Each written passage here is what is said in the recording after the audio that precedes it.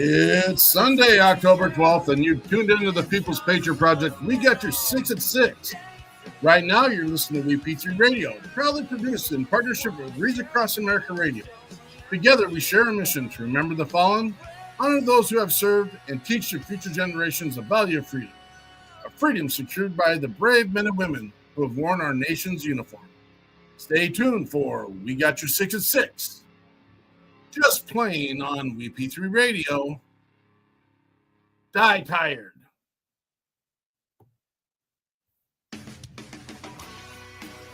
Hear the shock and awe on WP3 Radio, where we are committed to giving a voice to those who have served as service members and first responders. Here, today's Heroes Hits, here on WP3 Radio. Patriot Pride.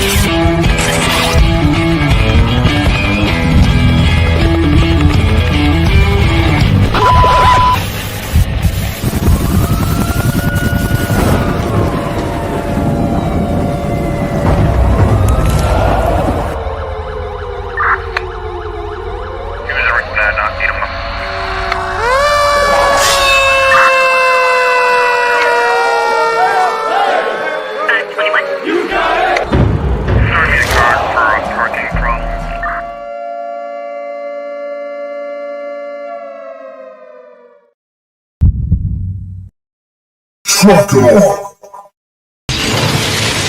Conquerors, roll out.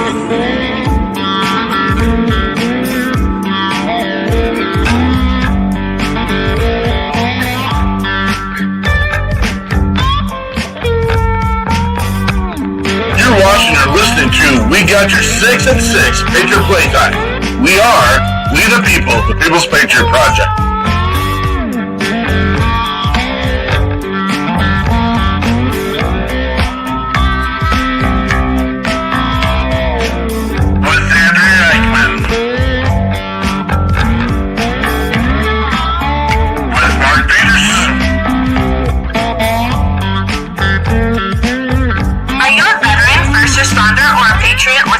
To put your skill set, your thoughts, and ideas, or want to help continue the mission, you have come to the right place.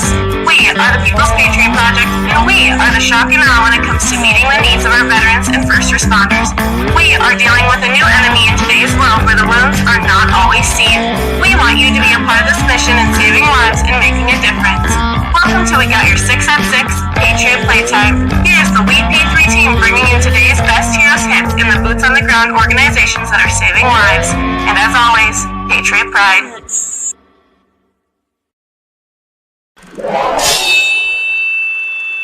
Left, your left, hey. Left, right, your left. You got it. Truck it on.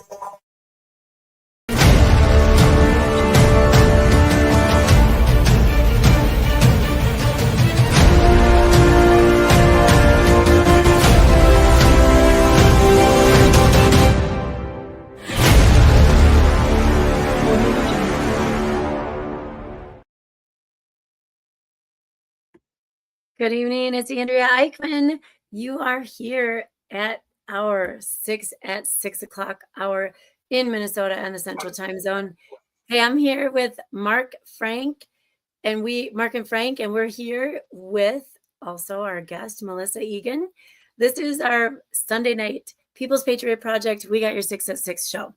Every week we bring a guest. Sometimes we bring a new artist, and then we share good things and sometimes not so good things that are happening in our world.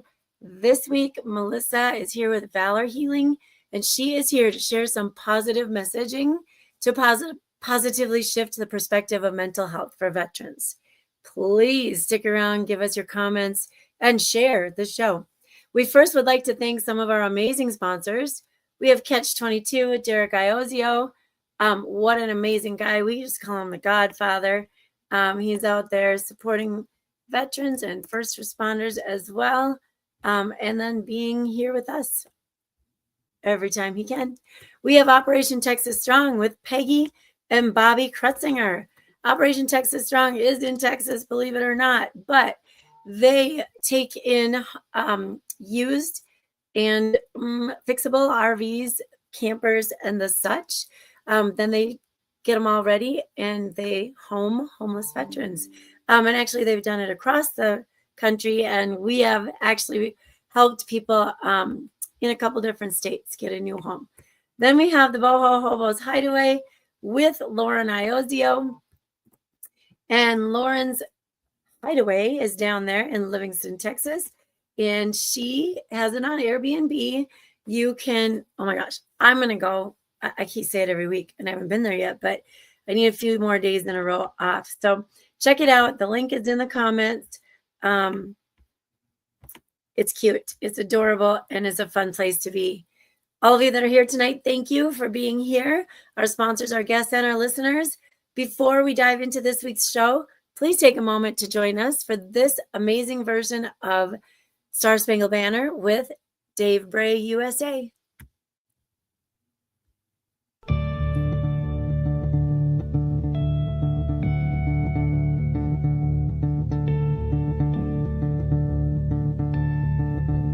Ladies and gentlemen, please take the time to stand if you are capable of standing. Out of honor and respect, please remove your covers and prepare yourself how you need to show your greatest gratitude for the amazing freedoms and liberties we have achieved under one of the most powerful symbols in the world. Please cast your attention as we respect our old glory.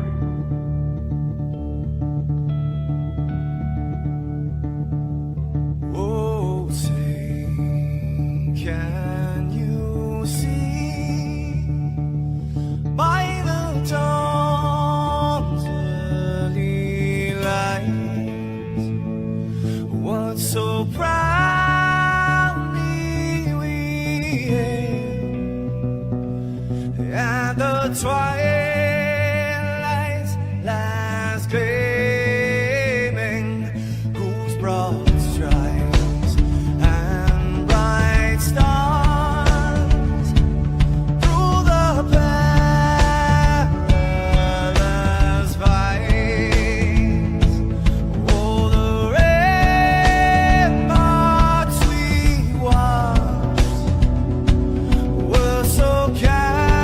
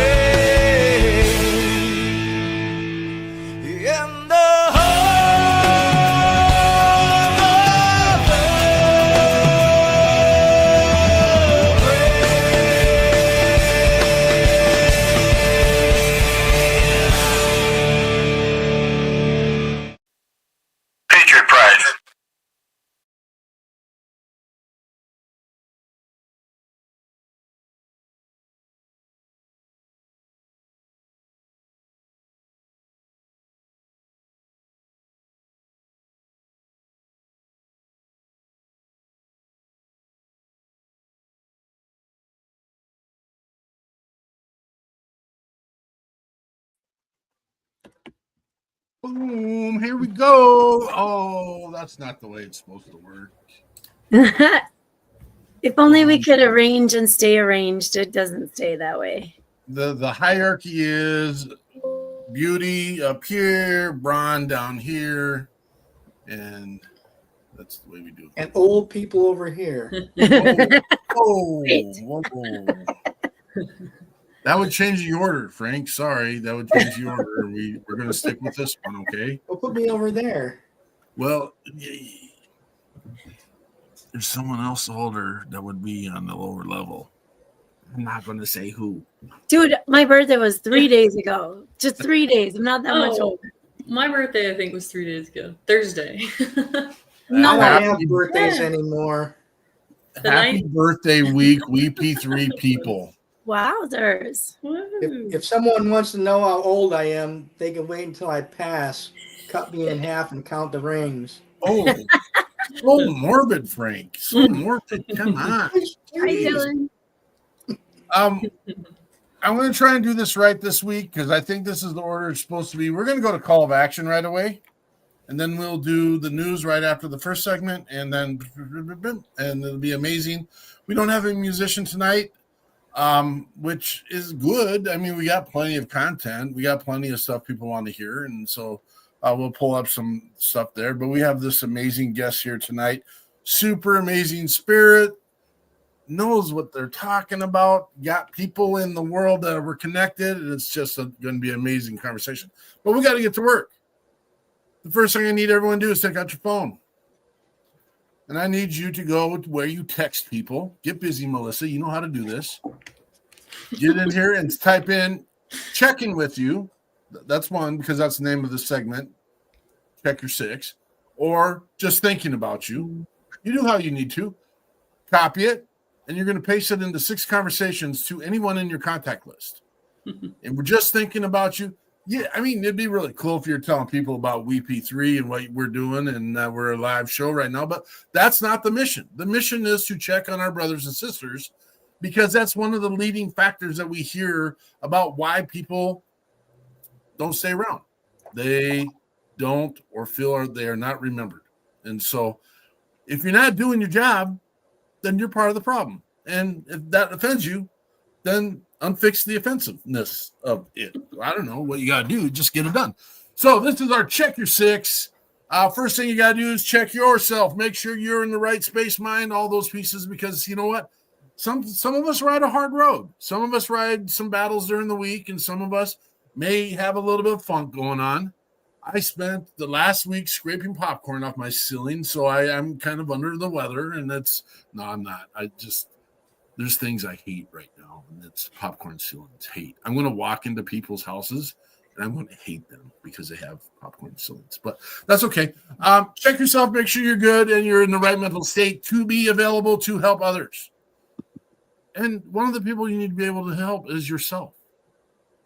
And if you're not in that space, reach out to a trusted comrade, friend, other spouse, you name it, whatever it is, and say, you know what? Kind of in a funk. Probably don't need much more than you just listen to me say I'm in a funk. And thank you. And because that's what about 90% of the people that reach out to us, they just need to know that we're here. And we're here for more than just being, a catcher glove for an ear, but we're here for all the things. But take care of you. That's number one. And then we're going to reach out to 6 other people because we're checking our 6. And so that's our checker 6 segment. We're here in the house. This is October. I can't. It's October, guys. That's beautiful. Melissa, where are you calling in from? Florida, Tampa area. Okay. There's people with popcorn ceilings and people living in Florida are the ones that I'm struggling with right now. Yeah, I literally have a sunburn from today. You're not helping the conversation right now. Thank goodness you don't have a good football team down there, or we might be having some real issues. Well, me and Andrea are from Minnesota, and Frank, he never really tells the true place he's from, but he's from one of those places over in the Virginia areas that Calls it by West God. by God, Virginia. Who knows that? Who I do. says that? Just you. You're the only one on It's earth. on the highway signs when you enter the state. It says It right is. on there, West by God, Virginia. I did not know that. I And we're learned something. darn proud of it. There's no reasons for me to go to Virginia, so that's why I don't know this. Well, don't go to Virginia. Go to West by God, Virginia. We got to make a trek out there, Eichmann. We got to make a trek out there. Don't blink. We got to get some paws on Frank is what we got to do. That's why they call me Paws, Melissa, because I like to get my paws on. It's like a bear. Not weird stuff. I swear it's not. Melissa, who are you? Let's see. I'm just a girl, blonde girl. No, I don't know where to begin with this. I'll start with my profession. I'm in the mental health field, licensed clinical social worker, working with vets and first responders, but really anyone who comes to me, but that's my focus area. Because I'm a vet myself, Air Force, I did 10 years of security forces. So I originally was going to do 20, and I was like, once I was in like my 8-year mark or something, I was like, I think I'm going to end up getting kicked out because I'm getting a little too feisty with pushing against the rules and stuff, and not agreeing with some of the stuff that was happening and speaking up for people and like advocating. I was like, maybe this isn't the right fit anymore. So I kind of outgrew the military, and I didn't have the rank to back up my opinions, so it was time to go. So yeah, and I have a family here. I have a husband and 3 kids, 2, 3, and 12-year-old about to be 13. So yeah, I have a cute little life. I love it. It's I just have a little solo private practice here, just working for myself, by myself, and I love it. I don't want to answer anyone except me. So it's pretty cool. I broke free from those chains, you could say, working for anyone else. So it's very liberating. That is such a smart idea. Mm-hmm.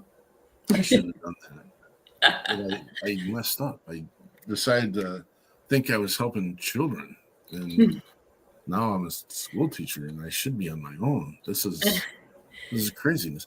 My first degree was in psychology, and I couldn't do it any longer. This is a couple years back. Don't Google this stuff because then you'll find out how long ago it was. But it's Andrea Yates drowned her 5 kids in the bathtub, and David Koresh had his. Now this is Texas stuff, and I don't know why Texas influenced me so much, but those 2 things were like, I don't get. I'm from Cody, Wyoming, and telling people to cowboy the F up is not a real good general practice philosophy. So I'm like, you know what? Can't work with people like that, so I'll just work with kids. We'll tell them to cowboy the F up, and we'll get on with that. No, yeah, start it when they're young so they don't get offended. Be careful. Well, that was a really quick, fast first segment, and like we're way ahead of schedule now. So we'll start. I won't put you out. I won't, and I'm not asking, but I'm really super intrigued about the ideas that you had that wasn't meant for mass consumption within the military forces. I'm intrigued with that. And maybe we can do that post show or something. Maybe. No, I can talk about it whenever. Oh, you ready to roll? Yeah, why not? Okay, let's giddy up. This is the good stuff. Oh yeah. Let's get some popcorn. Yeah, I worked. Let's see. I was in a lot of high profile positions while I was in, just because I kind of was. I didn't want to deploy, which I know is kind of dumb, but like that's why you join. A lot of people joined for that, but I joined. My mom was Army, and then she was like, "You need to do intel. It'll be, a better track for you." But then I went in open general and had my job assigned to me, dummy. And so I got assigned to be like a cop, basically. So I was usually one of the only females, quote unquote attractive female. So no one ever thought I was a cop. They were like, "You're medical, right?" I'm like, "No, not medical." So a lot of it was trying to prove to other people through my competency, like I know my shit, basically. And so I learned my job really well, and I stood out because I always got selected for things from the very beginning. Like I was selected as dorm chief.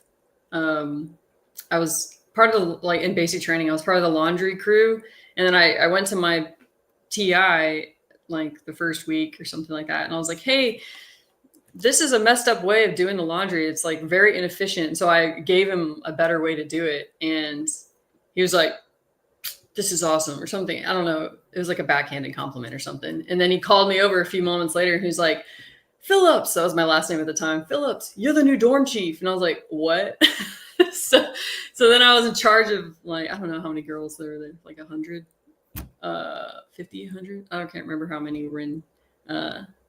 But so in the very beginning, I'm like already getting into these leadership roles unexpectedly and being selected for all these high profile positions. So when I got to one of my bases, the commander asked me to be his secretary because he remembered me from the base before. And then I got selected to be the command chief's exec. And I worked for him for a while. So I saw what it was like at the MAGCOM level. I don't know if you guys know the terminology or not. It's Air Force. Army, Air Force too. But at the highest, one of the highest levels I could see, I'm like, this is all dog and pony show. This is just nothing but meetings and people pleasing. And I realized how little work they actually get done at the highest levels, or at least on the enlisted side. I was like, and the amount of fear that the younger people have looking at these super high ranking people. My boss at the time, the command chief I worked for, he was let's see, how do I put this? Anger issues. And they were all taken out on me. And I was like 24 at the time. He would scream in my face and, say like, what is this shit? Like, you need to da-da-da-da-da. And like everyone would hear me getting yelled at in his office and not one person would come in and say anything. And I worked so hard. And during that time, I'd never been like treated like that. And so many people knew, and then we're just like, well, it is what it is. So I learned through that the high profile stuff's not where I want to be at all. And I went back to my unit and I just had a different perspective after that. And I wanted to, instead of hard charging through my career, I was like, I just want to be a better leader because I don't actually want to go to the top anymore because it's not that glamorous anymore. It's all just for show. And I was like, I want to actually help people grow and learn. So then I started just not trying to fast track my way through my career. And through that, one of my troops, it was a female, she was pregnant, and they were having her work the front gate armed. And she was crying at the gate every day, like freaking out, had like panic attacks in the bathroom going into the, like about to go on her shift. And I was like, she is in no right mind to be standing at the front gate with a baby in her belly. This isn't okay. And so no one was listening. I tried to take it up my chain. They're like, this is the way it's always been, like, suck it up basically. And I had a blog at the time. So I like list all this stuff. I knew my shit so well, like the regs and like all this stuff. I was pulling all this information in and putting it out there online. And my commander came in on the weekend, and my last name at that time was Roberts.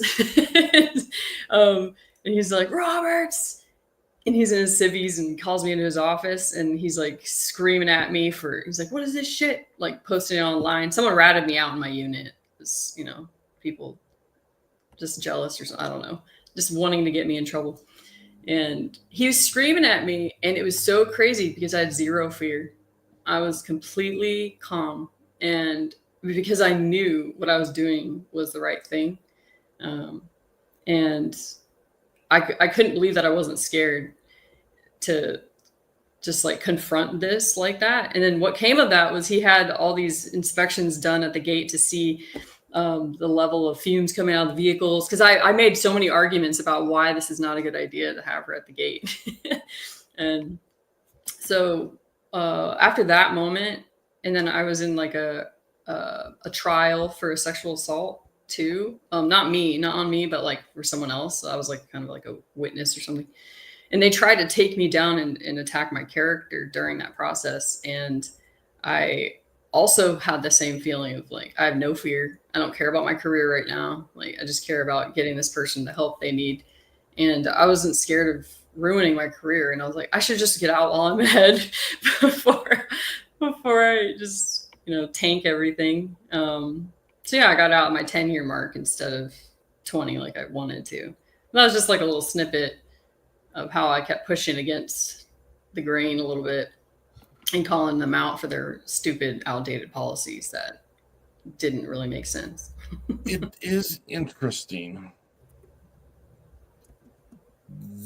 where common sense fits into rank, only in the fact that the easiest response is that's why we've always done it.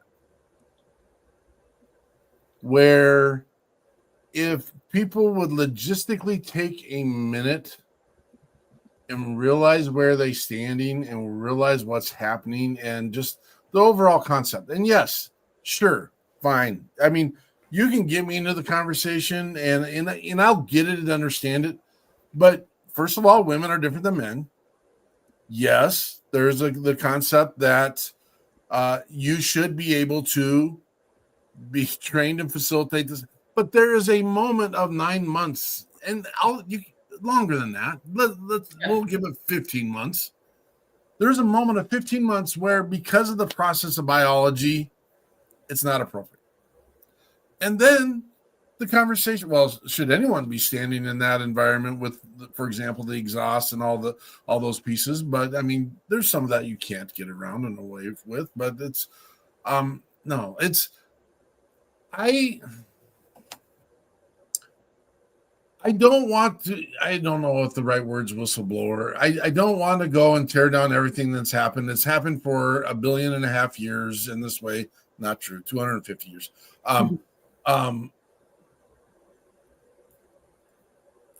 The one thing that I say that our world, this country, has done a great job is adapting.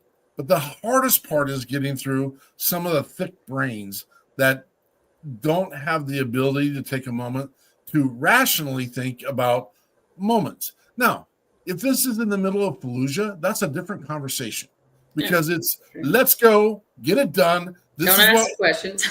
Yeah. There's but that person's not going to be in that space at that time. You are on base, and there is something you can probably do to facilitate this person's service time other than putting them in the middle of harm's way. Bottom line, it's that. And again, we're not here to attack it all. I had the pleasure and joy of being part of a headquarters unit. So that's all I did was deal with people that were like, I got to point this way because I know he's that way, but guys like right. this. Yeah. Did I have it right the first time? Yes. Yeah. This way? No, the other way. No, that way. Yeah. Fozzie Bear side. Yeah. And so, and I guarantee you, Frank can tell you some stories from the space he was in working from the Pentagon and stuff, but it's just like, how do you functionally apply common sense? Yeah.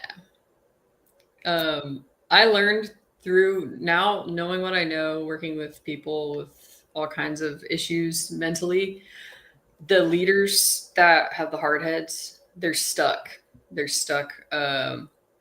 looping and not advancing in their ability to see beyond what's right in front of their face. The TM, you can't see past the TM. They're emotionally immature. They're really haven't evolved and grown and healed from within. So now they're projecting on everyone else and not able to listen to people.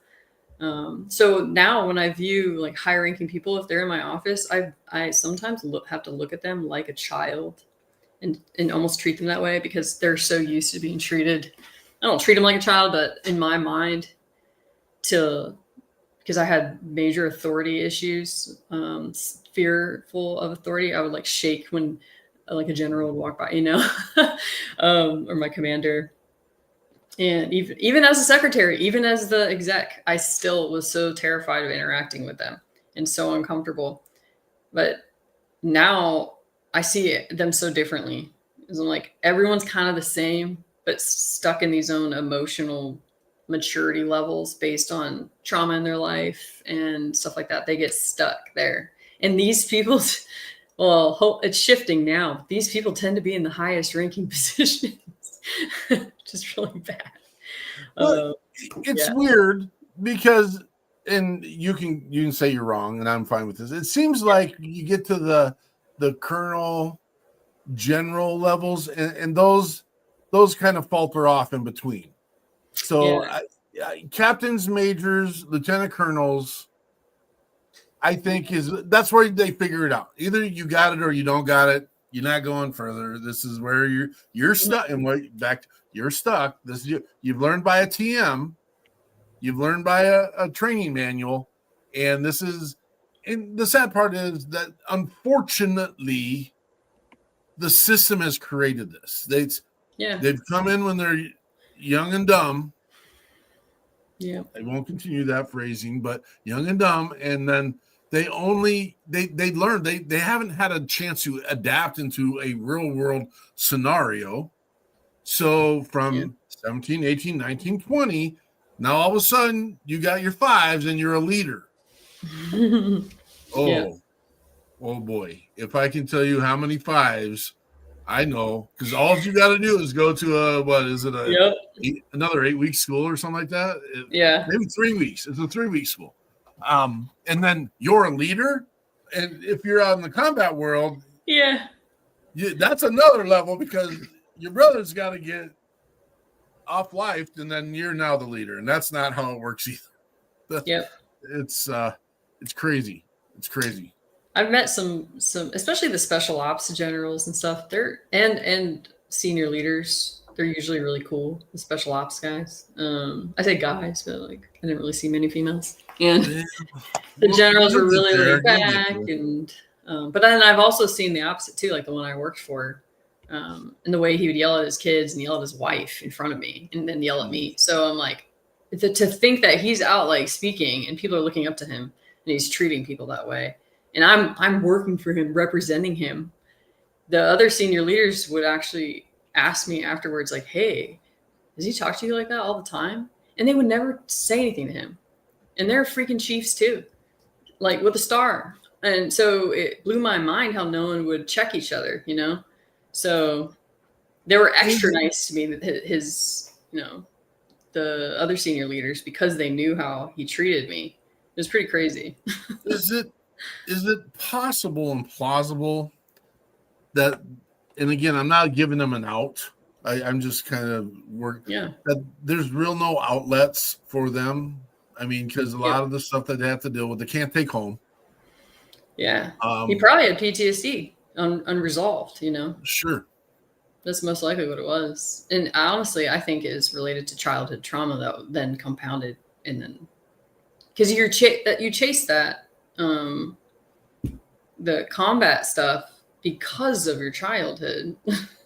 Well, not every single person, but there's a reason that you choose that field. You're chasing that level of discomfort that you're used to feeling, or that you're chasing that feeling of wanting to be valued or wanting to feel like you're a good person. So that's why people strive to go far in their careers or whatever, by one of those two reasons. Like, I want to feel like a valuable part of society, or like be like through my actions, or I want to be like viewed as a good person who's this high level that people look up to, and I'm responsible, and it's based on character more than your actual actions. So both of those sides can have like a light side to it and a dark side to it, whether or not you're healed. So that's how I view all the people that come in to me, like the veterans. It links back to childhood stuff. And then they're like made it all the way to general, and they're literally crying on the couch from something from what happened when they were 5, 6, from being scared of the dark or something like that. Like that, something like that can be the root of all the things after that, because then you start holding a belief about yourself. Like, oh, I'm powerless, I'm helpless, I'm weak. I'm bad. I'm a bad kid. I'm a bad person. All these things. And it just compounds over time. And I'm a really good read of that when I see people, I can, based on the language the verbiage they use, I can instantly know like, that's what's going on. There is, we don't have like the numbers by data, but I would say the majority of people that we've encountered and had real life conversations with has been able to figure out that their traumas have stemmed from childhood and that it was a process. And then again, we are shoving 17, 18, 19, 20-year-old young men and women into an environment where you don't have a conversation about growing up. You're going to be grown up now, and you are going to make adult decisions now, and you are going to follow. You're going to eat chow at this time, and your room will be clean because that's what we say. And all the things are happening. There's not an adaptation into that. But now all of a sudden, there's no time to have dealt with any of that stuff. I'm going to carry it with me, and we're going to put one layer on top of another layer on top of another layer. And then all of a sudden we're now in combat and we're dealing with stuff that shouldn't be coming up into. And 100%. Super amazing conversation. Yeah. The way I view the military is it's a funnel for traumatized people. It's like an out. It's an out. It's like, all right, one of two things. I can either get out of my current environment that sucks. This is a way out and escape. Or I have something to prove because I was told that I'm worthless or like a nobody or a bad person. So now I got to show everyone how great I am. This is all on the subconscious level. People don't think this. They don't know why they're pursuing what they're pursuing. They're doing it in a trance. Well, to be honest, a gigantic portion of our military are people that have no path of anything. They have no skill set. They have no education. Like, I'll give you a path. Here you go. Yeah, they have no education. They don't have much of family. They don't have much of friends. So they're like, you know what? We lost Andrew. That's okay. I still got to put the pretty people on top, Frank. You still get it. Frank. So amazing grace. Amazing grace. I don't know why I'm going to start singing all of a sudden. Maybe because I was thinking we need to take a little break. And I think we'll bring Andrew Wooten on. He's a good brother from down south, down there in South Carolina. Our good brother, Andrew Wooten, with Goodbye, Carolina.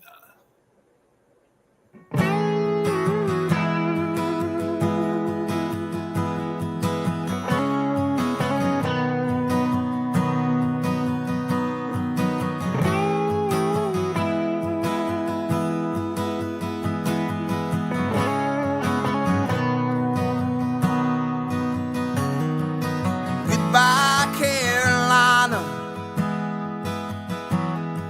So long to the pines. The whispers that I hear get lost in due time. Mountains that I've climbed falling to the side. Echoes of my past never really last.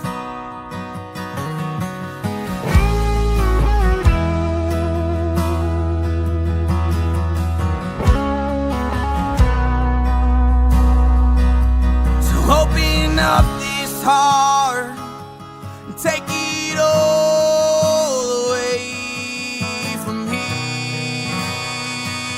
The endless circles we ran, the tiresome nights I gave you over again.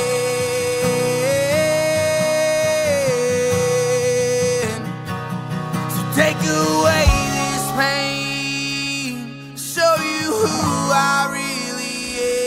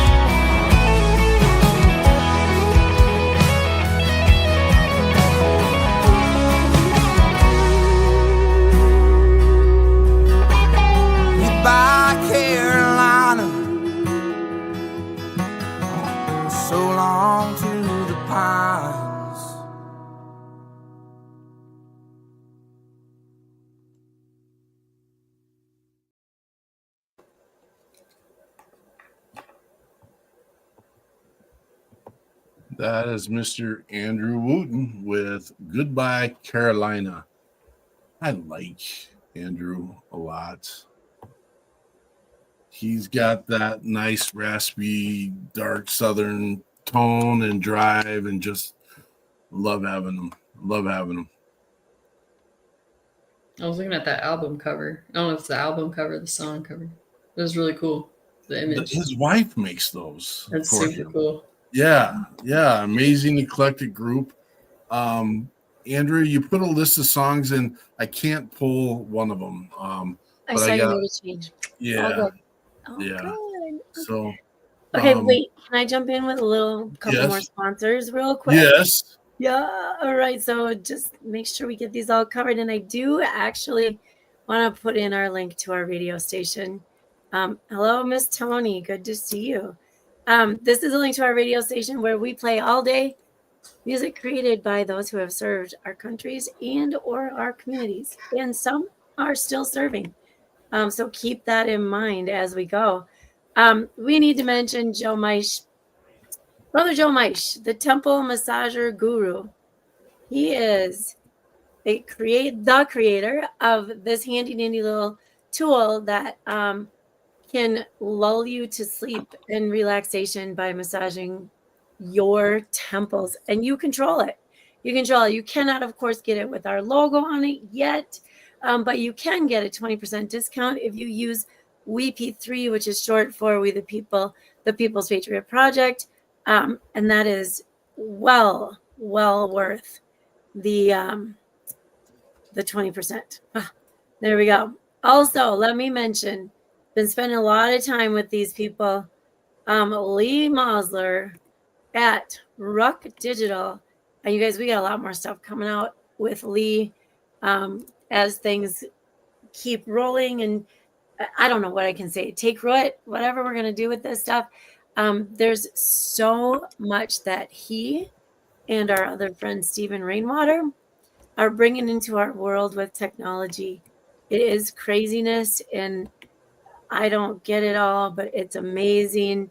So here's a little shout out to Stephen Rainwater as well. He is with Builder Growth Engine, and Stephen, sorry, that's the next one. That's Luke. Stephen Rainwater, Builder Growth Engine is everything that a website designer doesn't do or doesn't have time to do or doesn't specialize in is where Stephen comes in. Wholly knowledgeable people. And then we haven't seen him in a while, but Mr. Luke Porter was just up there with Moving Tree Media, has come to us with all the energy of putting together snippets and reels and quick videos of all the big stuff that we do, and more to come as well. Peterson and I will be working on videos and messages from Reads Across America at Fort Snelling to continue the building of wreath sponsorships for Fort Snelling, being like somewhere always between the third to fifth biggest cemetery in the nation. We find it difficult. National Cemetery, yeah. In the nation, we find it real difficult to fill all those 198,000 headstones of those who have served, and then there are another 60 to 70,000 of their family. It's tough go with. We just need help. We need sponsors. We have so many volunteers. Peterson and I made a rule. I put it actually in our letter that if you come and you didn't sponsor, you can only get one wreath to place. I actually put it out there, and this is not hopefully the way it would play out, but where we are currently, that's all there is. 5,000 volunteers. We're at about 8,000 wreaths, and a third of those wreaths are grave specific, and someone else puts those out. So some people are like, what do you mean? And I'm like, what I mean is we need you to sponsor wreaths. We love your volunteering. But anyway, so there's that. And it's not just Fort Snelling. Please, if you have members in any national cemetery, sponsor that $17 wreath so it can be placed on the grave of someone who served our country. So thank you. Thank you.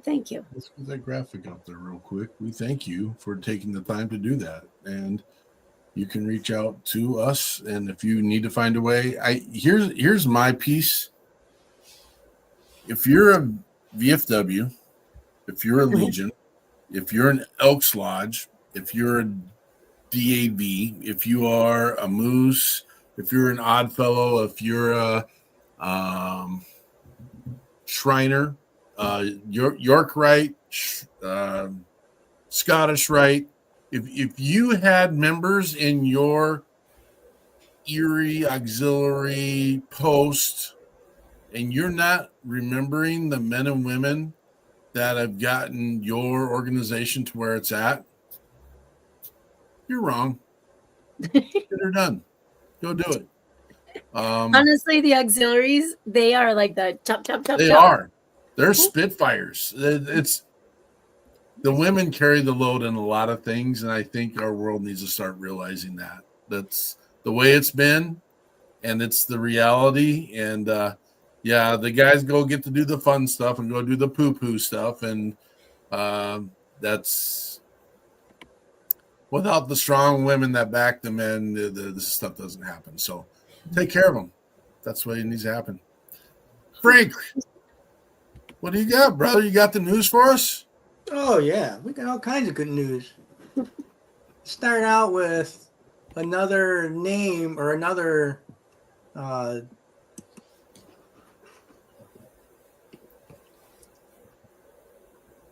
well, that doesn't help when I do that. Sorry, Frank. That's on me. Looked at, what did I do? I did it. Oh.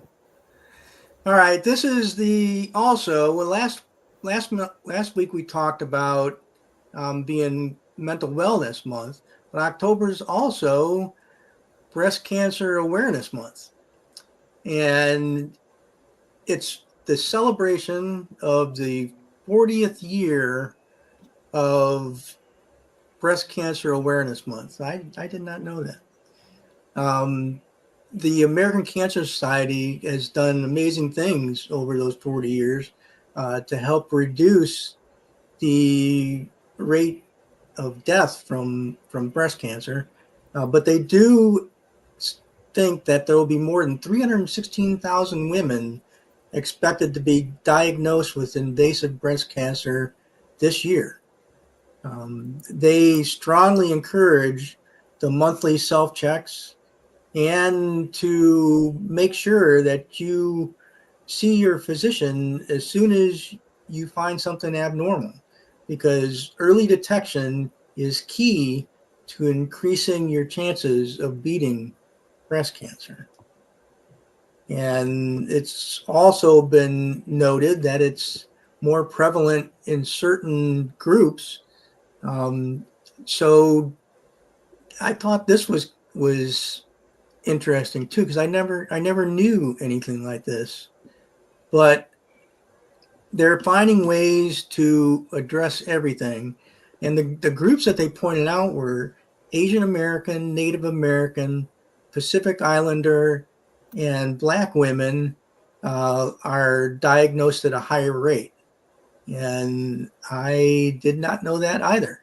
So I learned a lot when I looked at this news story, and I'm glad I looked at it, because I've had to talk with my wife, and we're both on the same page as far as self-exams and making sure that things are up to snuff. Then the next story we have, because of the issues in the Ukraine that the Russian army has been facing, they are massively boosting military sign-up bonuses to lure more of their citizenry to fight in Ukraine. There's certain provinces that are offering more than 4 times annual pay for an individual just to sign up. And that's not including the pay they receive afterwards, which is kind of minimal and why they have issues in their ranks. But that's another story. And nobody knows if this is going to work or not, because it seems like there's a lot of military age men that are no longer can be found. Go figure. All right, let's go into the next one. This is an update. Now, we had a story last week about the fattest bear contest. And if I had a drum roll, I'd play it. We have a winner. And after 2 years of being the runner-up in the fattest bear contest in Alaska, Chunk, that's the name they gave this portly bear, is finally crowned the winner. And he tipped the scales at an estimated 1,200 pounds. That's a lot of salmon.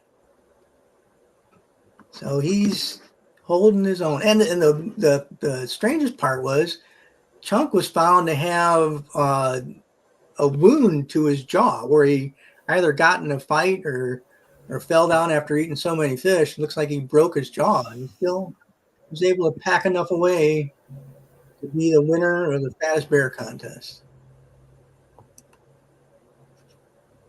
And the last story in the category of this really happened, again, for the second week in a row, we go back to California. And there's been stories and sightings of an attack squirrel.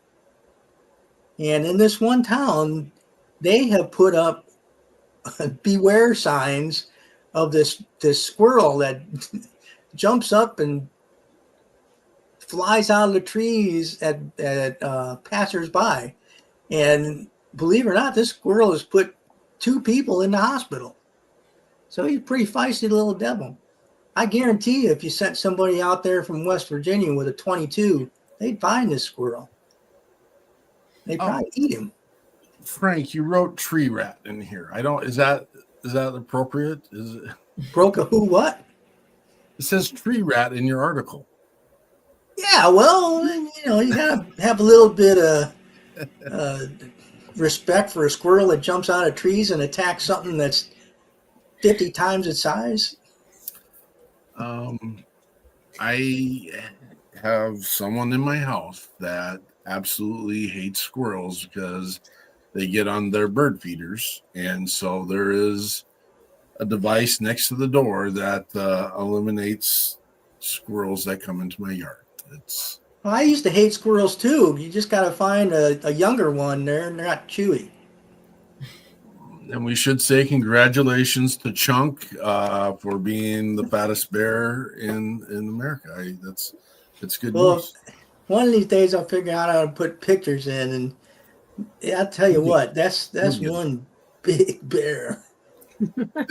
Did you see I had Chunk up?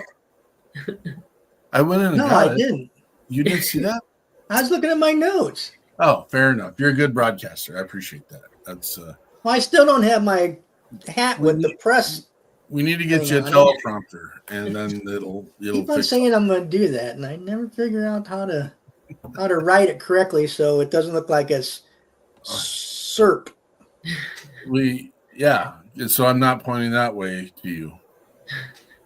No, that way. Go fix your settings. Like you're pointing the same way as I am. I don't know. It's whatever. It don't matter. If you don't stop, I'm going to have to tell Melissa, the elephant story. Let's move on. I need you to therapize me now. It's time to therapize me. All right, let's do it. Why into the world of social work? Why into this world? Why? Yeah. Well, I did not want to be a social worker because of the reputation of social workers. I was like, that's the last thing I want to do. Just that I was raised like really conservative. And like my beliefs have shifted a lot, but like not getting into politics or anything, but it's like social workers take your kids away and they're super like hardcore liberal, whatever. And so I'm coming from the military environment, which is like leans more conservative. I was raised that way. And school was a very rude awakening for me. Very rude. But when I decided I was going to go on the track to get out, my unit, when I went back to my unit after deployment, this is once I worked for the command chief, I went on deployment and then I came back and just worked the law enforcement desk. That's like, I love it there. I love the command and control. Yeah. I love the strategy and all that. But and telling people what to do.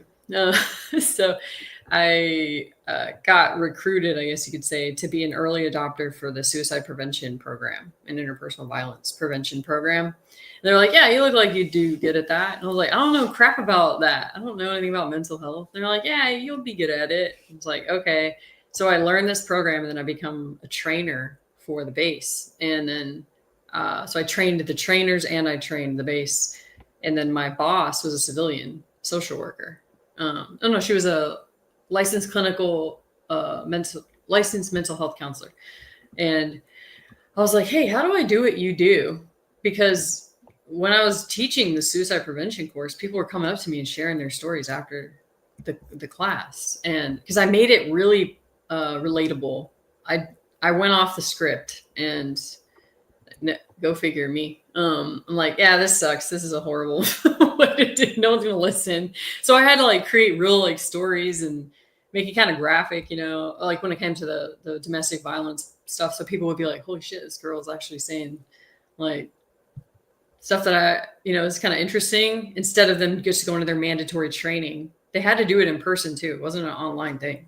Like everyone had to come in person once a year. So I try to make it worth their while.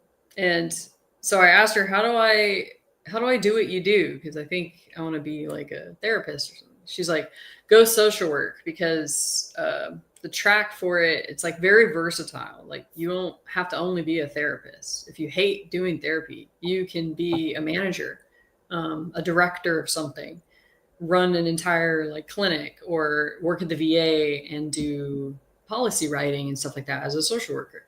So I was like, yeah, perfect. And that's what I wanted to do. I wanted to be a therapist for 10 years. And then I was going to go work at the VA to rewrite the policy for their mental health shit, because it's so bad. But then I learned more about the VA stuff, and I was like, it's an uphill battle I ain't trying to fight, because there's so many politics involved, and it's gonna ruffle my feathers too much, and I'm probably gonna get fired from there too. So yeah, that's why I do the social work track. And it definitely expanded my consciousness, you can call it, like my perspectives of things, because I went from 0 to 100, or like black to white, you know, kind of lifestyle, where I knew nothing about mental health. I knew nothing about like the liberal side of way of thinking. The best assignment I got while in there was I had to debate on the opposite side that I believed in. So, and it was for like teachers carrying guns in school, like veteran teachers carrying guns in school to like protect the children, in the state of Florida, because it's like, you know, Florida's progressive in that way, I guess.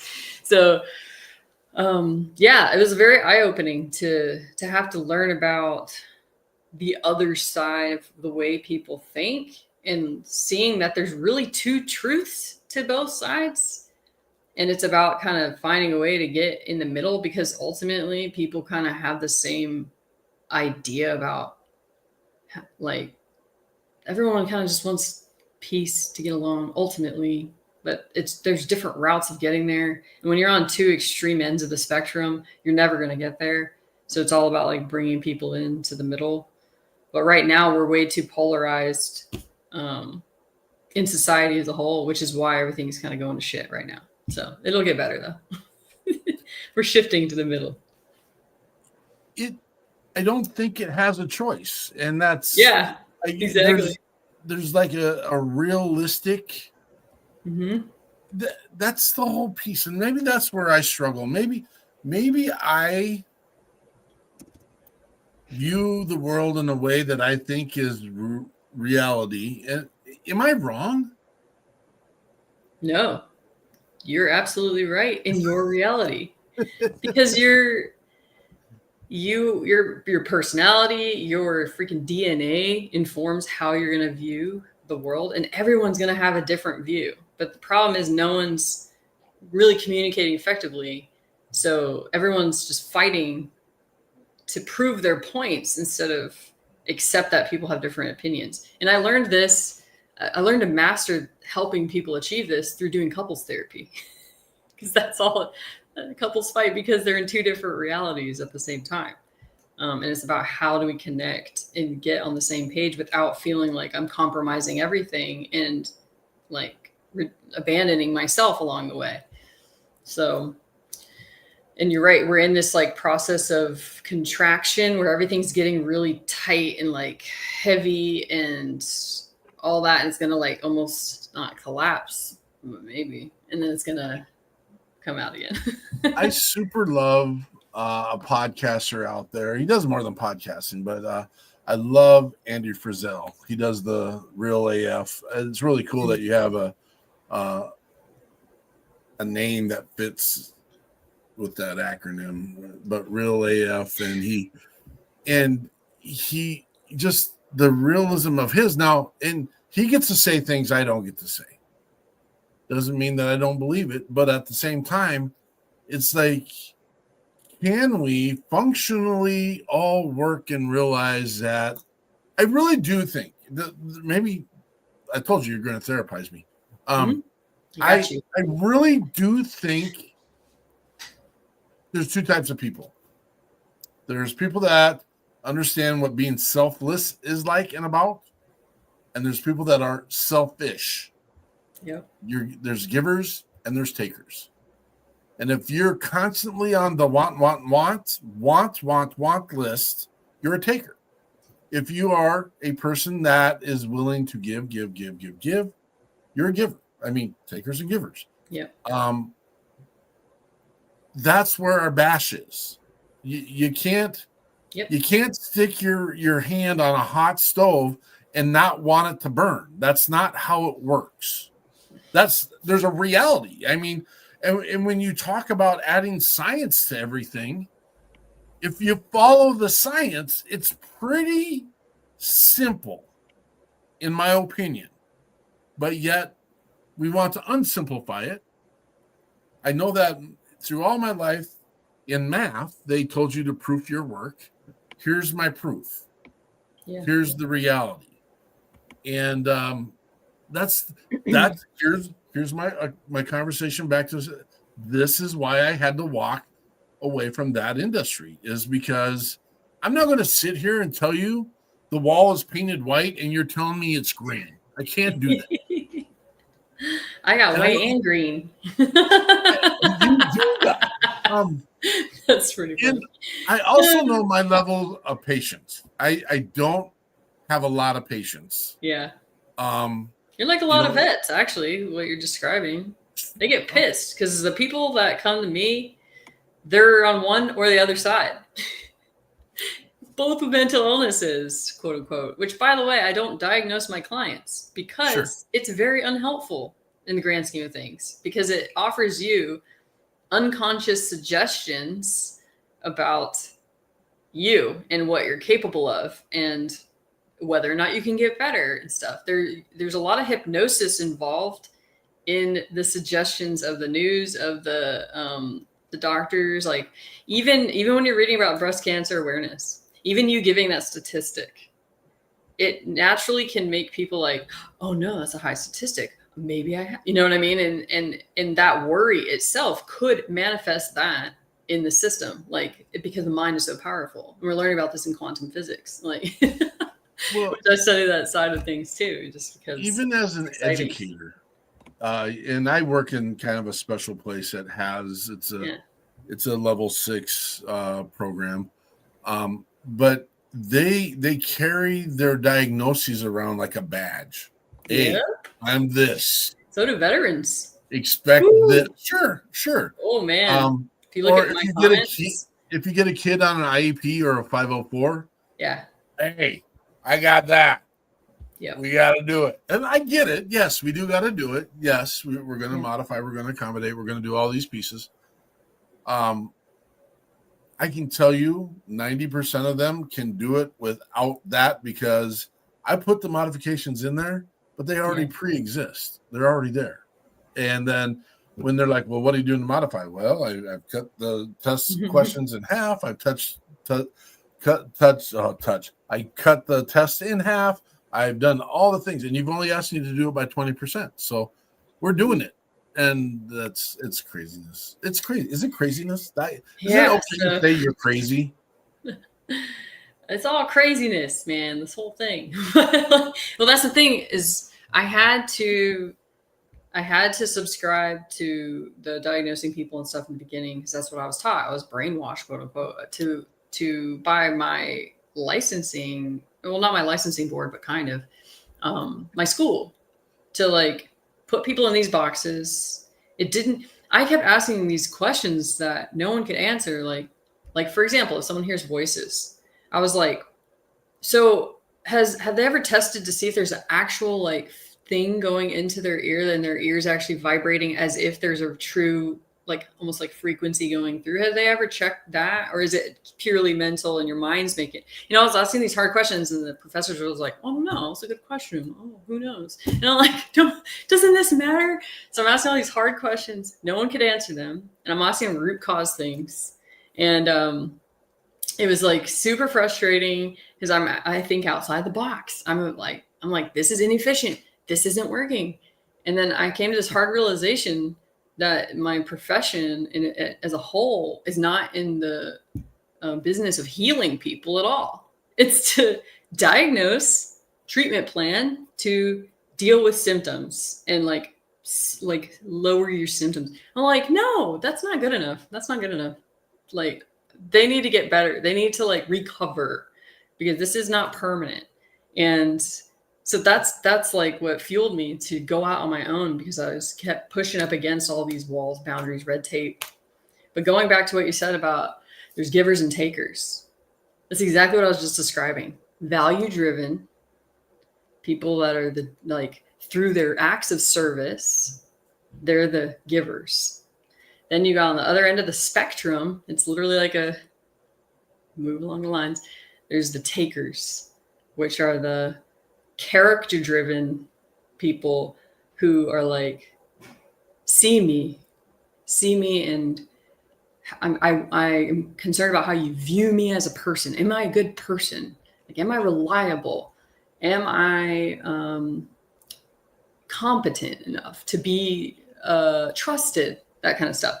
And so, like I said, there's a light side of that, which is like you're the healed version of yourself. You don't have your childhood shit dragging you back. And then there's the dark side of that, which is like you're still stuck in your childhood loops. And now you are on the extreme ends of the spectrum, consuming. And then you have the overgiver, who then gets resentful of the takers.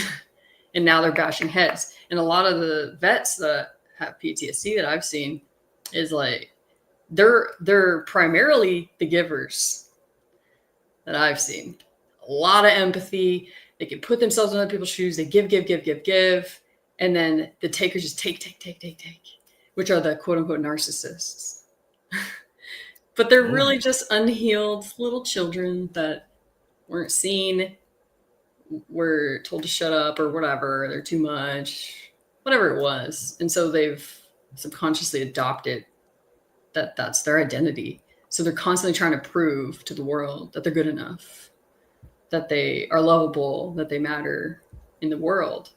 And so those two types of people will marry each other. They'll find each other and become, they'll date, they'll marry, they'll pair up. And depending on where they are on the spectrum is how healthy a relationship's going to be. If you're on two extreme ends, you might get physical. There might be like toxicity, like crazy, all kinds of stuff. But if you're in the middle, like balanced, then it's all right. You have your little riffs, you talk it out, you get on each other's sides, like understanding the other perspective, because now you can communicate effectively because you're not taking things so personally, because you're not acting like a child, because you're healed. So that's kind of how it works.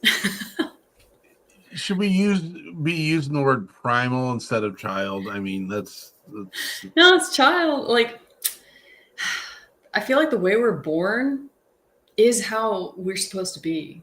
Like, and then society jacks it all up and tells us that we're something that we're not, and shoves us into this box. This is, I just want to pick your brain a ton, because I teach a lesson in class.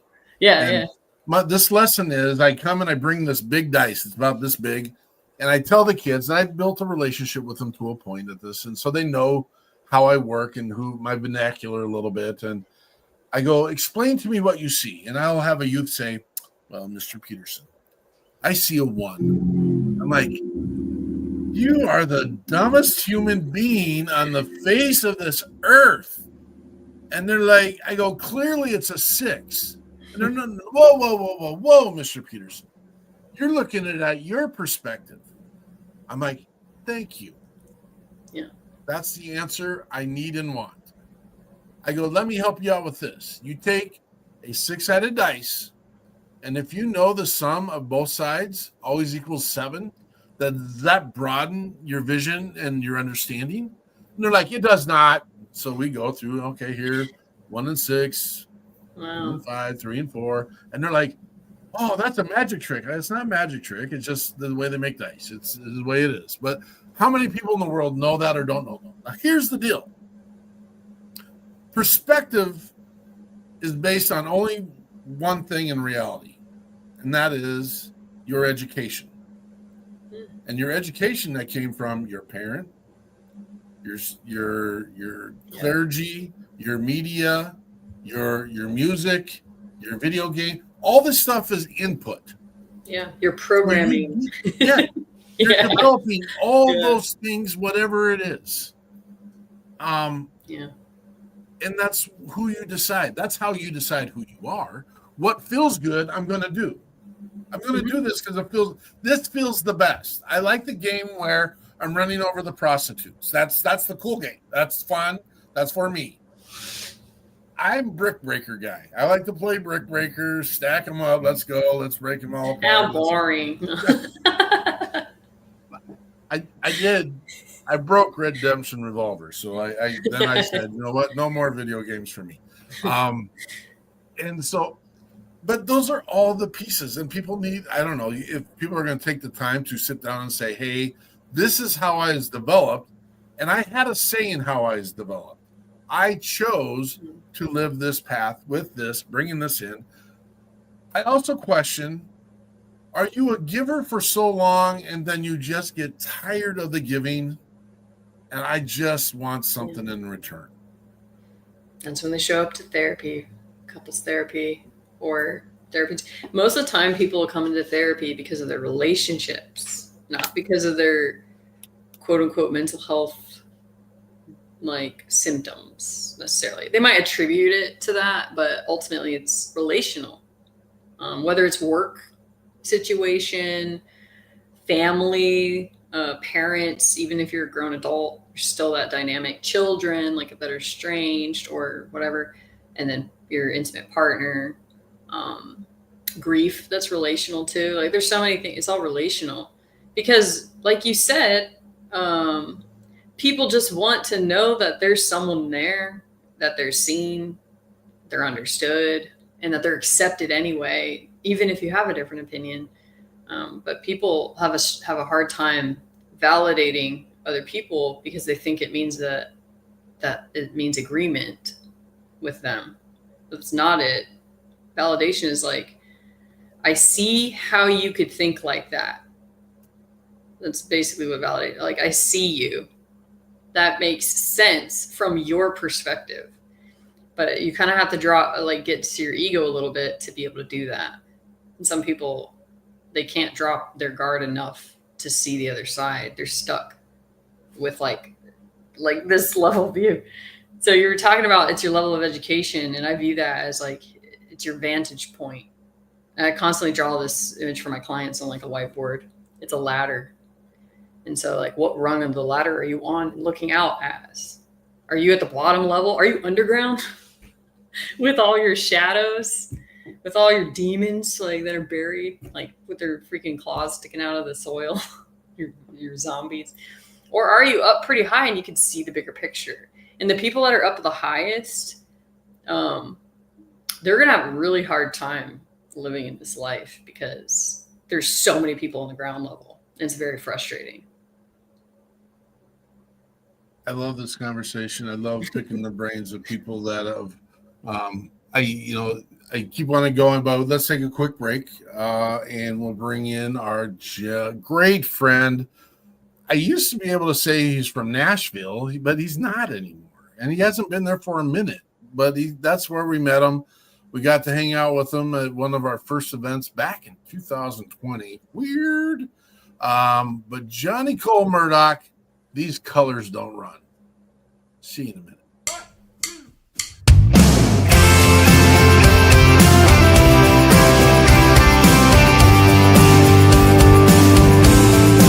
Colors don't run, nor do I won't hide, I'll look you in the eyes.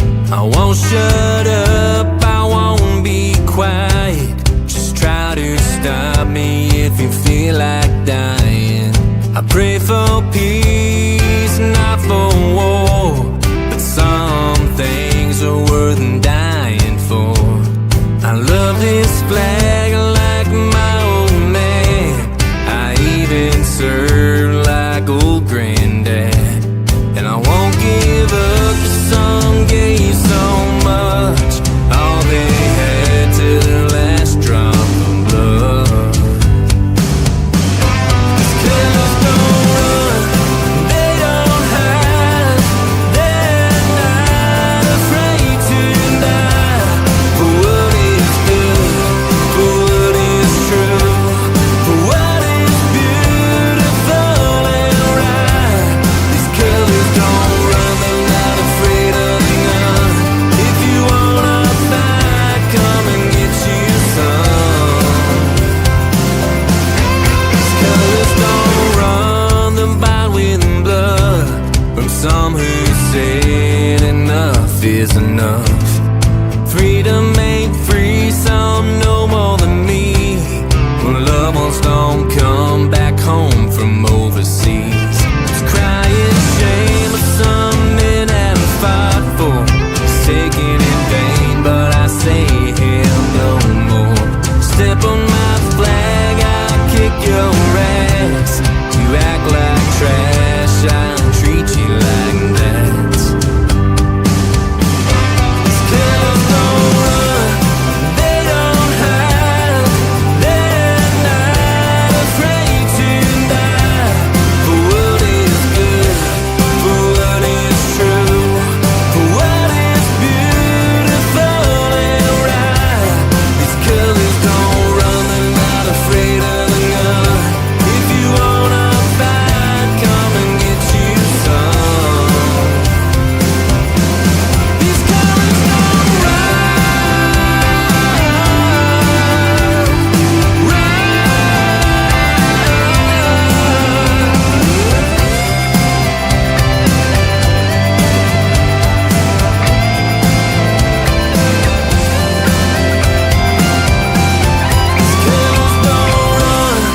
they don't hide, they're not afraid to die. For what is good, for what is true, for what is beautiful and right. These colors don't run, they're not afraid of the gun. If you wanna fight, come and get you some.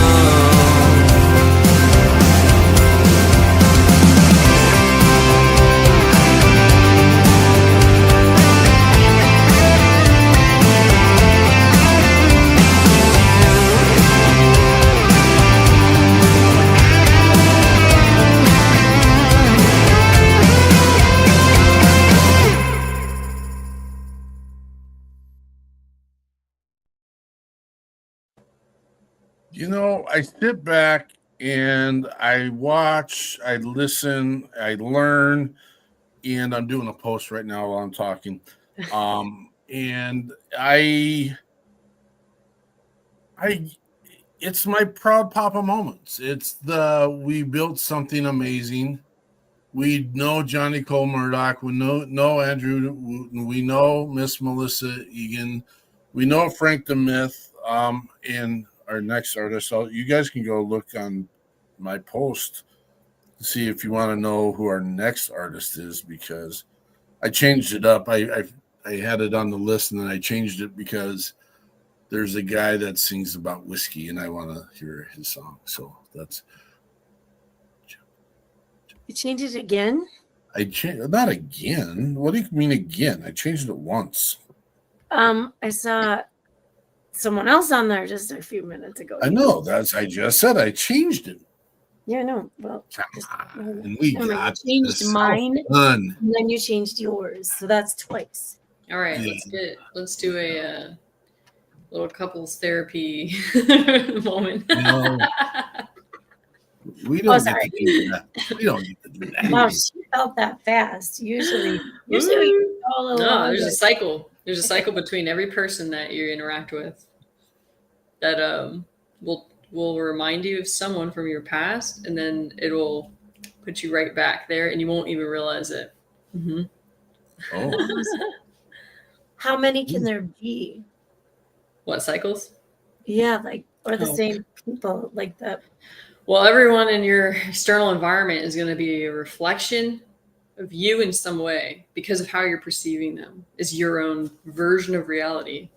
So like what we were talking about, how you're raised, like your belief systems, you're only going to see them the way that you see them through your own understanding of yourself, the world, all that. So you're going to interpret people's actions through your filter. And so that's where the whole like selfish people, whatever, come into play. That takes too much work. I can't do it. That's why I do what I do. Because I'm a pattern analyzer. Like I can see patterns, like, basic training when I'm like, this stupid way we're doing laundry doesn't make sense. Like there's a more efficient way. So I just like track that stuff. It's like very effortless at this point. Yeah. If I followed that, it would lead to something probably from when you're little. That's awesome. It's not a bad thing either. It's like you're the people that you get back and forth with, even if it's playful, like what was just happening, just like playful. When you go back and forth with them, there's a reason that's happening. There's a friction there that needs to be addressed within you on both sides. Well, I guess you I have won't no idea what you're doing right now. I guess I won't be telling the elephant story anytime soon. The elephant, yeah. Frank doesn't want you to listen in when he shares the elephant. Yeah, the more you talk, the more I'll know more like about you, and I'll be like, oh, tell me more about that. Oh my gosh! I was on another podcast before, and they were like, see if you could read us in our childhoods or something. And then I was like, okay. And so I was telling them, and they're like, yeah, that was my childhood. I was raised by my mom, like alone, And I was like, I don't know. I'm very aware of my flaws, and I reset super fast. Like, yeah, I have a moment, and then I will come back, and I'm like, okay, I was wrong. This is where That's I was. Cool. I'm sorry. I mean, blah blah blah. I probably say sorry way more than I ever wanted to in life, but it is what it is. But now this takes me back when I was a little kid, and I didn't know when the guy was throwing the baseball at me, I should lift my hands to catch the ball. That's bonk. Yep, that's where it was. So I decided to be a rodeo cowboy at that point and said, you know what, the ball won't do it. And that's where I got my sunburn today. My son's baseball game. Whatever. Your part of the show's over with. You don't get Stop it. Peterson loves the cold. We're waking up to like 38 degrees these days. Oh my god. That's not true either. Yeah. That's a lie. That's why I live in Florida, because I hate the cold. Where did you spend most of your military service? Oh, let's see. Well, my mom was Army, so we were all over. I was born in Germany, and then for Germany, where we moved to next? Kansas, 6 years in Hawaii, and then San Antonio, DC area for most of my upbringing, from like 7th grade to graduation. And then my first base was Ramstein, Germany. I got all good bases because I controlled my career. Like I read into everything. I'm like, all right, this is what I have to do to get this, to get that. I like looked ahead.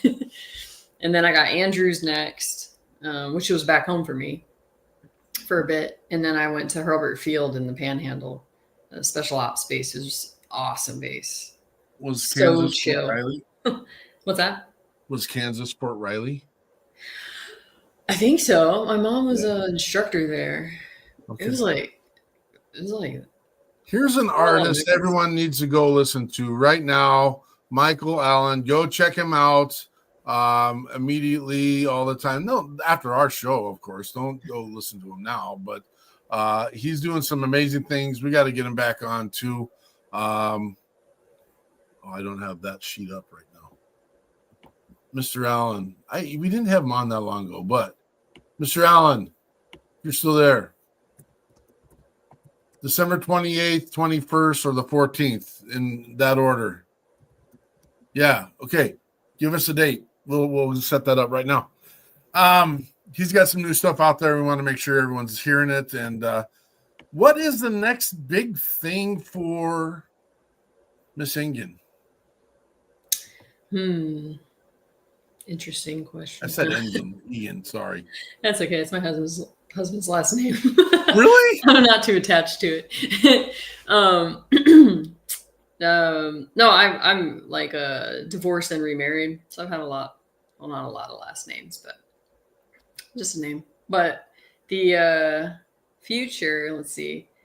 I started a TikTok in the spring. I just like randomly got a pull to do that, and I never wanted to be on TikTok. I was like, absolutely not. It sounds awful. And then one day I woke up and I felt drawn to do that. So all of a sudden I was on social media facing all my fears of being seen and speaking up, because I had a huge fear of being seen my whole life. It's bad social anxiety. The first time I ever faced that was doing the suicide prevention stuff when I was like 25, 26. I would freeze up when people talk to me. But now the future for me, and it goes beyond just my business, because I don't really do this for if I didn't have to do it for money, I wouldn't. Like if I could just get a lump sum, I would do sessions for free and support my family. All that is good. But basically, I just want to put information out there for people to get a different perspective of their mental health, because the mental health stuff is perspective based. Like it's how you're interpreting what is happening to your mind and to your body and all that. Are you going to look at it from a view of like, you're broken, you're breaking, you're weak, all those things, worthless because you can't function right? Or are you going to view it from a different lens? And that's what I do. I try to like help people see things different so they can then heal themselves through the perspective shifts. Just that alone can make people start thinking and make people seek out help too, just because they're like, oh, what do you mean I can heal from PTSD? I didn't think that was possible. So I never really tried. I just gave up, or I just been shoving these pills down and I didn't know there was other options really besides suppressing what I have going on. So that is like advocacy. People are reaching out to me to help, do podcasts, get the word out of that, but also to help with their programs. Like I just got on the board for like a nonprofit. It's really cool that it's for combat vets to learn how to draw so they can create and publish like their own drawings and like books and stuff like that. It's really, really cool. And what else? Yeah. And then like the programs that are focused on suicide prevention for veterans, and like people, they're calling me in to do to look at their programs and see like, what are we missing here? Like how can we make this better? And so through the social media stuff, people are seeing me and they're like, oh, okay, someone who can help with this, who has a different perspective, who's not saying the same stuff everyone else is saying. That's kind of what's happening now. So I'm letting it flow into whatever it turns into. And then, yeah, I'll be launching a couples course soon too. It's like 12 weeks long, but it'll get your relationship tip-top shape. What does the caseload look for Melissa? Oh, I'm chilling, man. I set up this is what I mean by like, I took control of my freedom. Like if we're in the land of the free, right? But like no one feels really free because you said you're in a union and shit. So you can't really speak the way you want to speak. So that is why I left my nonprofit job and why I'm not afraid to lose my license either, because I'm like, I'll just be a coach. I don't care. If the board wants to come after me for speaking out on stuff. That's what social workers are supposed to do, right? Speak against things that are in the system and if things are messed up. But anyway, where are they going with that? So I work 3 days a week and I see max 15 clients a week. So, but on average, like 10 clients a week. And so the rest of my time is spent with my toddlers and going to my son's baseball games. I wanted that balance and I knew I could have it in the way that I wanted it. And I priced myself at the way that I could sustain long-term with that. The minimum clients I need is like 7 a week to sustain the lifestyle that I have. So I just planned it out. And so, yeah, I've been doing this for over a year and it's gone really well. I barely even advertise. People just find me. It's really cool. But you have to take that leap of faith. And this is the last thing about that whole good person or like the selfish versus selfless.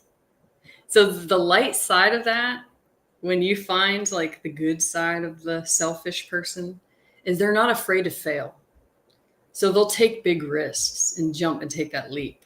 And when they match with someone who is afraid of failure, who's the giver, usually, those people tend to not be scared of what people think of them.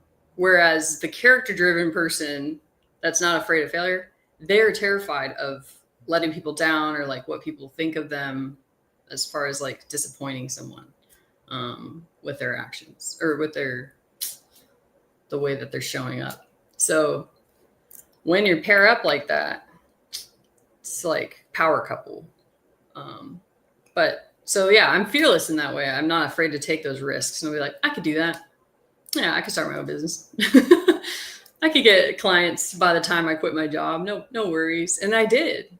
But you have to like be specific about what you want and play it out, like write it out and plan it instead of just willy-nilly hoping it just works out, which then you're working with just like luck, I guess. Yeah. What is one thing you've learned in your military career that you take along with you daily? Ooh, one thing. That it was there to grow me into who I am now. Like I had to see and experience those things to understand what I understand now. And it actually kind of is cool to look back because it's very empowering actually to see I'm like a completely different person. And it was through those hardships, that's when you learn the most, through trauma, through whatever, because then you learn what you are not or what you're not aligned with or your values. And then that can be a catalyst to you shifting drastically after that. But unless people get stuck with trauma, and that's what I help them with, to get unstuck and to evolve from that experience that they had instead of get looping. Yeah.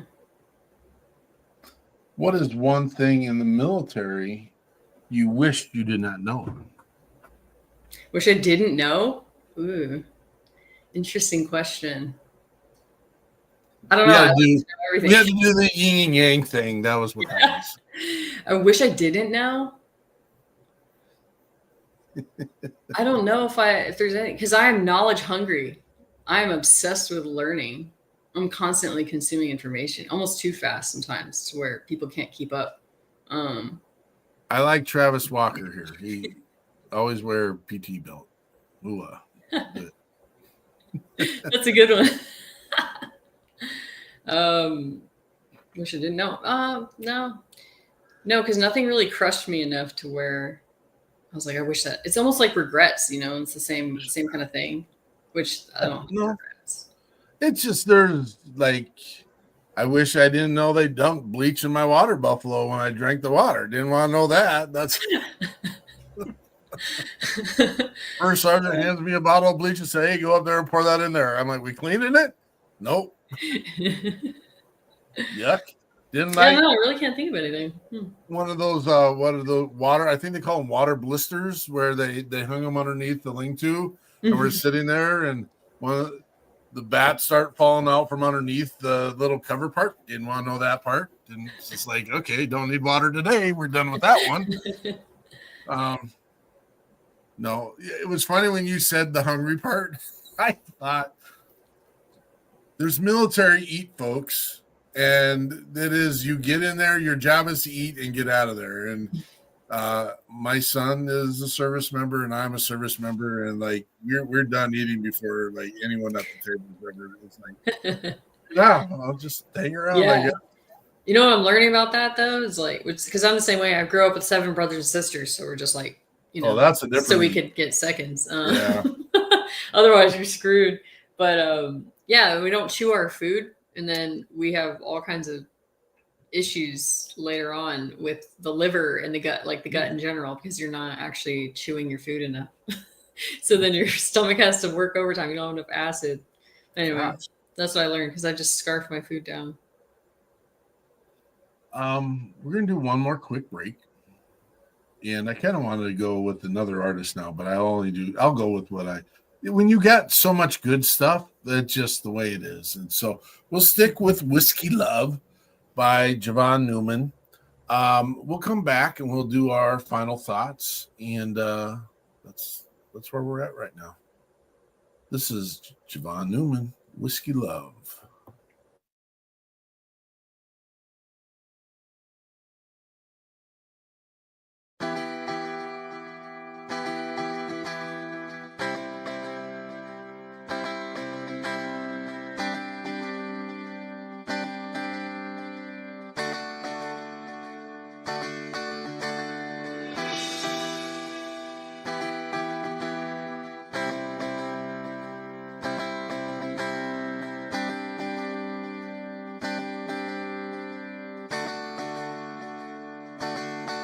Somebody call me a ride, 'cause I ain't sober.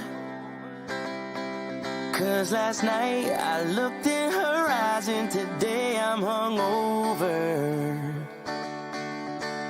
Take my breath away, make me forget all my mistakes. A feeling so strong, something that I can hold on to.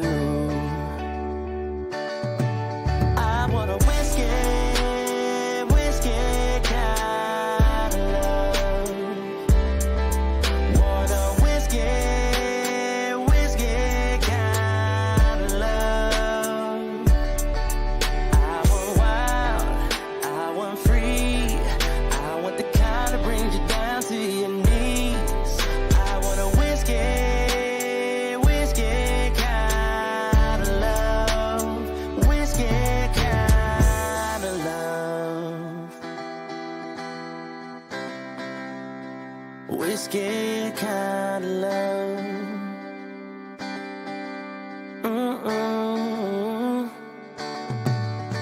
Pour me another round and make it a double.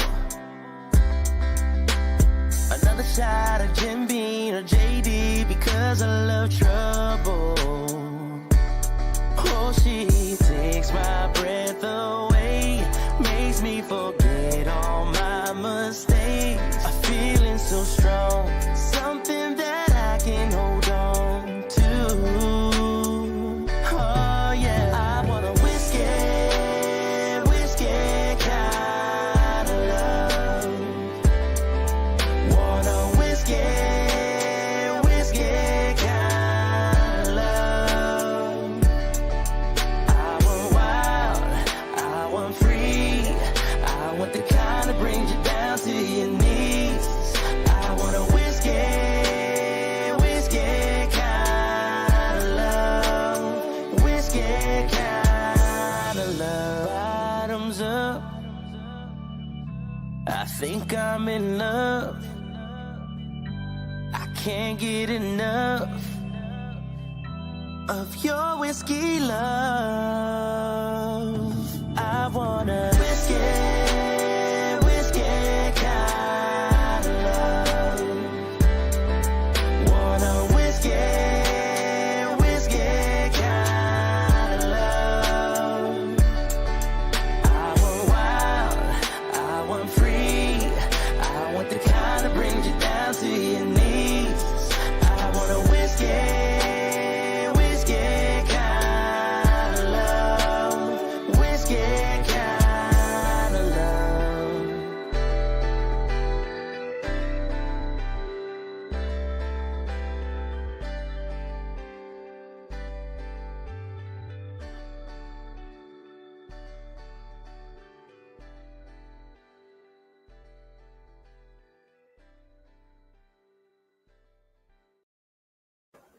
That is Javon Newman with Whiskey Kind of Love. Or Whiskey Love. He calls it Whiskey Love, but he says it Whiskey Kind of Love. That's Whiskey Love. Oh, what an amazing evening, an amazing conversation. We're at the point where we get to start shutting it down. Thank you for your time tonight, Melissa. You're always welcome to this platform, always welcome to our space. I really want to get you connected with one of our therapist friends we had on last weekend. He is a Vietnam veteran and just absolute amazing. If you get a chance, take and we can put the link up, but watch last weekend's show. It was fire. They had so much information that they wanted to share. There was no place for us to like kind of budge in and cut them off to kind of get. And Kim Donnett from the Kim Donnett band out of Texas, amazing blessing of a woman who she's got her stuff, revealed it on the show, dealing with it, getting through it, helped walk one of her Vietnam veteran guys through some stuff a number of years ago when we had her on the show, and actually wrote a song about it. Come home. I got the chill bumps right now, but if you get a chance, this weekend show's fire too. Don't get me wrong. The last weekend show, No. This is awesome. Lots of comments saying how awesome this is, and we appreciate this. So, final thoughts is the time where we have a little piece of reflection. Something hit us. We get it. We understand it.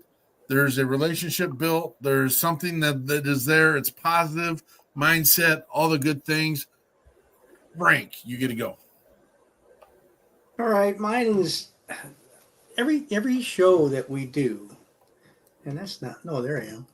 Every show that we do, it seems like I learn something and I pull something from the show that I plan to help me in the future.